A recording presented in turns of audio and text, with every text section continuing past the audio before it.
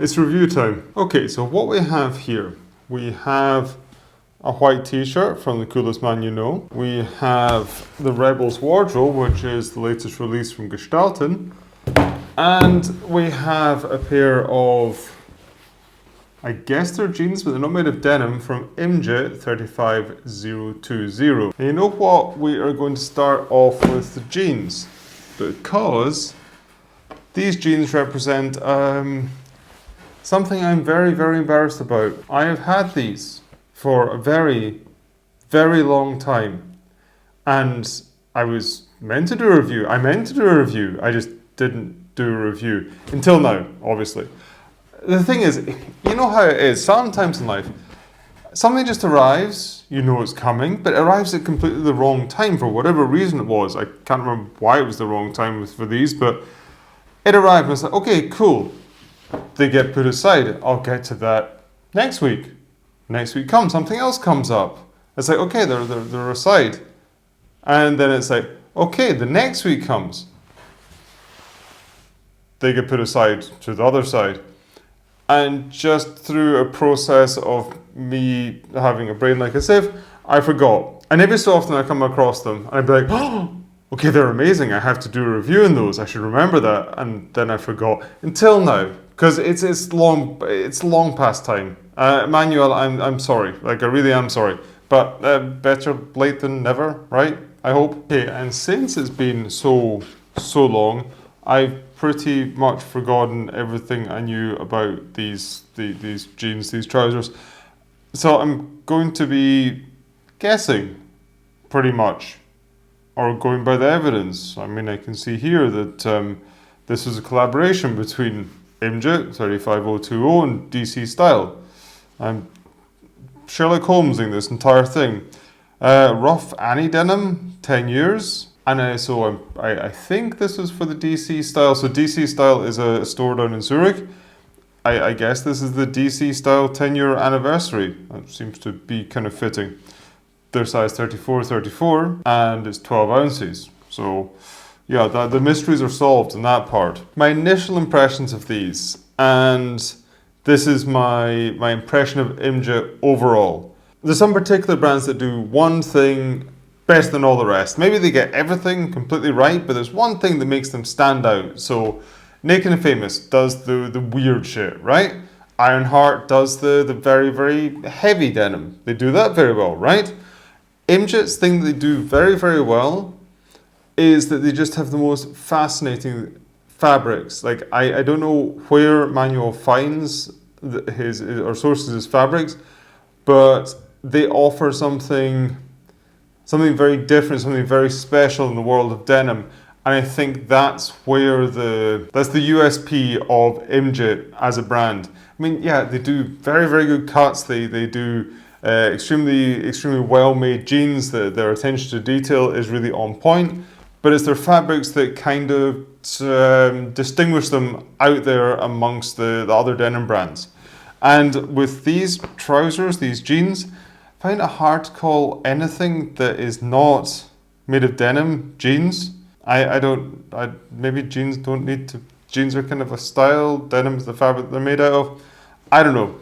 This pair of trousers, this pair of pants, it comes in, I think that's a shishiko fabric. I know it as the kind of fabric that used to be in the judo uniforms. And so it's heavy, it's textured, it's got a lot of character in it straight away. And that just makes for, especially when you dye it with indigo, it makes for fascinating fades. It gives it something a little bit different to your fading process because you've got that texture that's built in there already. So it's the 803S, and I think that is so I did a review on a pair of IMJITs right at the beginning of this channel, and I think that's the same fit. So it's a slim taper, but a very, very comfortable slim taper. There is a branded button with a button fly as well. Very solidly set, no complaints there. And also they're backed with a little disc of leather to give like a little bit more durability. Just glancing here, all the seams are taped, so you've got that really, really clean manufacture. The buttonholes themselves, very well done, clean, done with an indigo thread. You've got sort of the classic pocket shape that you'll find on jeans. I mean, this is a jeans block just made in a different fabric. You've got the coin pocket here, again riveted at the corners, then all of this sort of the classic places that you're going to find the rivets. The rivets here are quite small, and they have got, instead of having that sharp nub that you find sticking out on most jeans, they're nicely flattened off, so that's going to be kind to your paintwork on your car. And they're also branded on the back. While we're here, have a look at the belt loops. They are a good size. They're tucked underneath the waistband. That's going to accommodate all but the thickest belt, so that's great. Where are we going to go next? Let's have a look at the pocket bags. They're made of denim. I guess that's a maybe 10, 11 ounce denim, maybe slightly, maybe a 9 ounce. I'd say maybe a 9 ounce. You don't want really, really heavy pocket bags. You don't want them so light they're going to rip through, but you don't want them so heavy that you're just going to get big square fades on the outside from the pocket bags. God, the construction here is so nice. All the most sort of obvious seams, they have been taped to just make it really, really clean. And then we have got the woven IMJIT label here on the back of the waistband. Okay, the branding, certainly on the inside, is quite minimalist. I didn't notice that. So also on the top and the inside of the pockets, that's been taped as well. So that's just going to add a little bit of durability to the inside of the pocket bags. Over to the back. Got the pocket flasher, we saw that before. Then we have got a full grain leather patch that's been embossed with IMJIT times DC style. And then we've got the two back pockets. They look like a pretty reasonable size. Have to do the wallet check. Yeah, that's good. Not too big, not too small, just perfect. Down to the hem. So it's not been chain stitched. It's been, what is that called? I can't remember. The other one that's not chain stitched. And then you see here, the outer seam is not a selvage, so you've got to close the edge of the fabric somehow to stop it unraveling. So they've run a very, very tight overlocking stitch down the outside here. Nice, very, very clean. Really, as I said at the beginning, the standout thing with these jeans is this fabric. This is absolutely gorgeous. And I'm guessing that it was also pretty limited. I mean, it says 1 of 23, so it was a very limited run. That's probably because they didn't have too much of this fabric. So I'm absolutely delighted to have this pair of jeans. It's nice to have something that's a little bit different from your run-of-the-mill denim, right? That's pretty exciting because it's going to give some unique fades. I mean, as well as IMJIT distinguishing themselves from all the other brands in terms of the fabrics that they source, they've also got an interesting way of looking at a denim and denim items.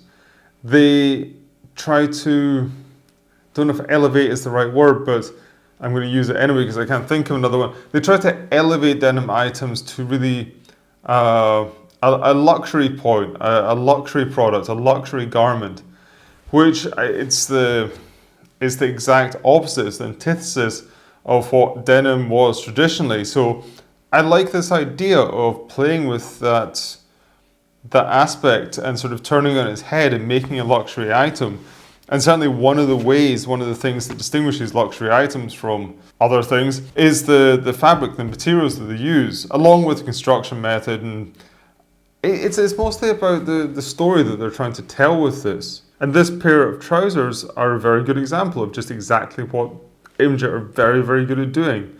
Elevating denim, finding incredibly interesting fabrics, and creating a very, very good garment out of them. Okay, but that's these jeans, which I guess would be a good idea if I tried them on and showed you, right?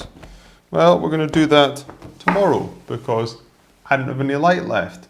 So for now, we're going to move on to the white t-shirt, which is pretty much perfect because nothing goes better with a nice indigo pair of trousers, jeans, whatever. Nothing goes better with most things than a crisp white t-shirt. This one really needs an iron, but that is completely my fault because it has been lying in the envelope for the past 2 months. This is another example of something coming in at completely the wrong time. A buddy of mine, he's a store in Paris. He's a store in Paris, it's an amazing store, it really is. It's definitely up there. In my opinion, what it does the very, very best, it's got the best store name that I've ever come across. It's called The Coolest Man You Know. And that just says everything about the stuff that you find in there. It's so well curated, it's so well appointed, and the sort of the forward-facing image of the brand, especially when the store which actually is becoming a brand. We're going to talk about that more in a second. It's just so exactly on point. It really speaks to everything that I love about menswear, and by extension of that, everything I love about the lifestyle. And plus, the guy who owns and runs it, Frank, is just a very, very cool guy. I've had some really, really good chats with him over the years. So, yeah, So Frank is I don't know, transitioning, or he's building up a brand around about the store. So the brand is The Coolest Man You Know. And he is leveraging the relationships that he's made over the years with all the brands he's been working with to create some absolutely amazing products of his own. And when he was asking me, he's like, yeah, can I send you something? Would you like to have a look at what we're doing? I thought the best thing that you could send is the plain white humble t-shirt, because if you get something like that right, that speaks volumes about what the other pieces are going to be. So I was very, very curious to see what he was going to create with this. This is part of a Made in the USA collection for The Coolest Man You Know. So it's 100% organic cotton, and everything is grown and sewn in the USA. And just looking at the label, medium. Frank, you do remember what size I am, right? Though, are you just wanting to inspire me a little bit to get rid of the dad bod? Yeah, we spoke about that, right? Okay, yeah, shots fired, man, but I accept the challenge. Tell you what, I'm going to put a link down below to the website where you can see somebody who doesn't look like a dropped lasagna wearing this. I'm going to try it on. If it's not too embarrassing, then I'm going to show you. Okay, but to the t-shirt. It's a very nice weight. I'd say that, so I'm not too fond of really heavyweight t-shirts. Unless a heavyweight t-shirt is cut exactly right, then I think it looks a bit odd, a bit bulky, doesn't fall on the body correctly. So I appreciate a t-shirt that's got a slightly lighter weight, an easier weight. And for me, this jersey that he's put together here is pretty much the perfect weight. So you can wear it easily underneath a shirt, you can wear it out when it's hot in the summertime, it's going to stay cool. And the fabric feels quality, it really, really does. It's got a nice hand to it.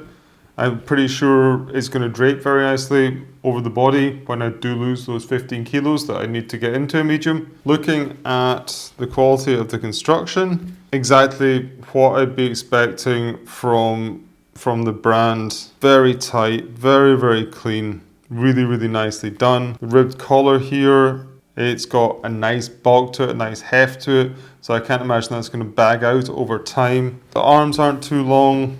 I love the branding he's done. I think that works really, really well. This speaks to like the heyday of the t-shirts where you just have you'd have a 2-pack t-shirt, and this was the t-shirt that were going to last you for at least a couple of years.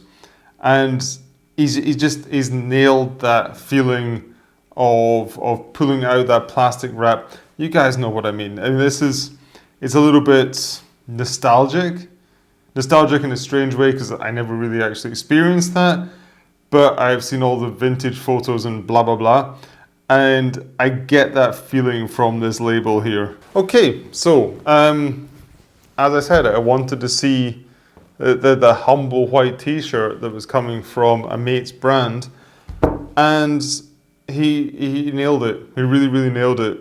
And I think that just speaks to what he's building over at the store and what he's building with the Coolest Man You Know as a brand.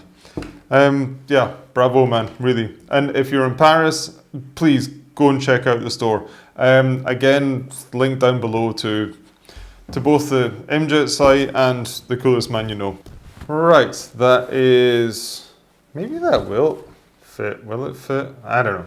Right, but either way, it's getting an iron before I wear it. Bump. Last, definitely not least, and the most recent thing that I've got, the Rebel's Wardrobe. This is a book. This is a book written by a couple of friends of mine, Thomas Boyer of Denim Hunters and Brian of Indigo Invitational. And they've been working very, very hard putting this book together. So I believe Ryan was the writer, and Thomas was the project manager, and then Gestalten were the printers.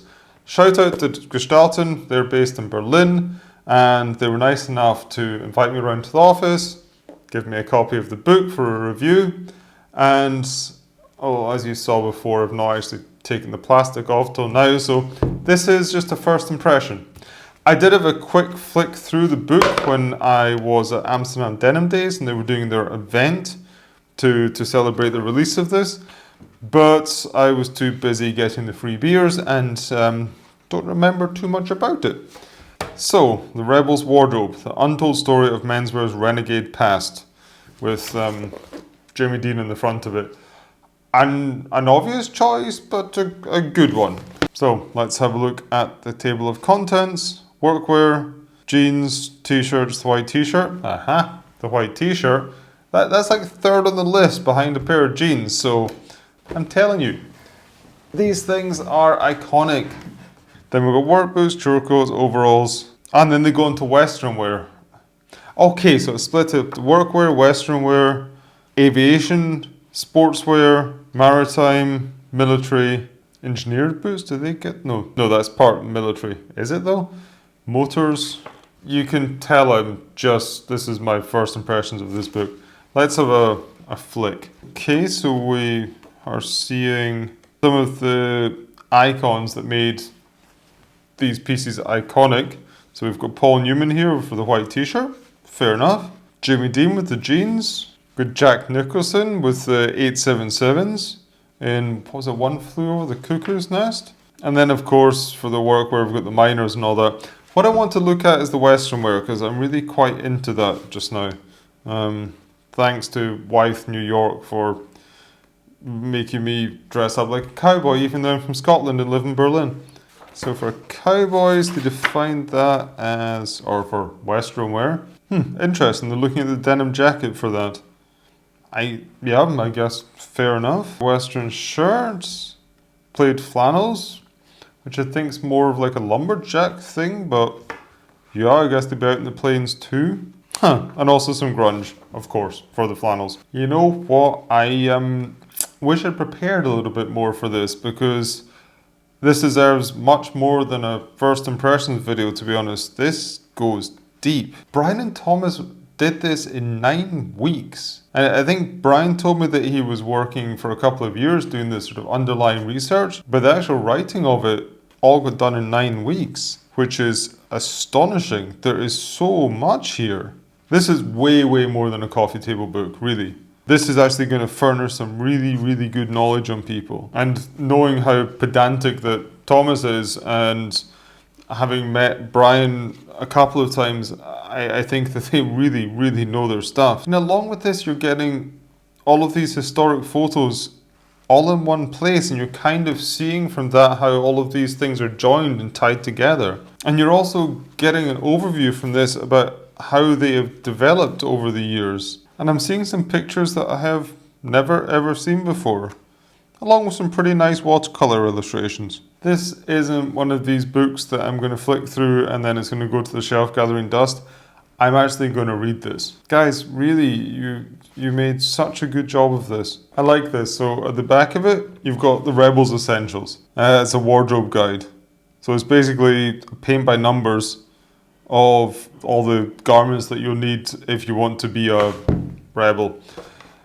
I mean, I get why they called it the Rebels Essentials. I think that these garments, when they first came to the public consciousness, they came in the back of people that were considered rebels, the Brandos, the Deans of their time. Nowadays, I think this is just a very, very astute, very wise guide to a bunch of essential menswear pieces that if you got them, you'd have a very, very respectable wardrobe. Also quite a minimalist wardrobe. Like, put all of these things together, you don't have to think very much and you're still going to look great. I mean, there's a lot of value in just that. Right, that is something I'm really going to have to dive into much more deeply, because I want to find out exactly what they've decided is the untold story of menswear's renegade past. I'm pretty fascinated to learn that, and I'm guessing I'm going to find out a lot of things that I just didn't know. Guys, along with all the Gestalten team and the other people involved in writing this book, this is a wonderful publication, and I think you've done an amazing job in this. Like, really, 9 weeks? Yeah, props, really. Okay, that is me caught up now with 3 reviews. One thing that's been waiting a couple of years, one thing that's a couple of months, and one thing that's a couple of days. But I do get there in the end, eventually, I promise. If you want to get a little bit more in depth with IMJIT as a brand, then I did a review on another pair of their jeans. It's called the world's most expensive jeans. As I said, like, these things are luxury and they've got a luxury price tag along with them. I've put a link to that up in the corner here. And I probably should think about reaching out to Frank and having a chat, bringing him onto the channel. That's a very good idea. And maybe I have to see what else Gestalten's got in the bookshelves.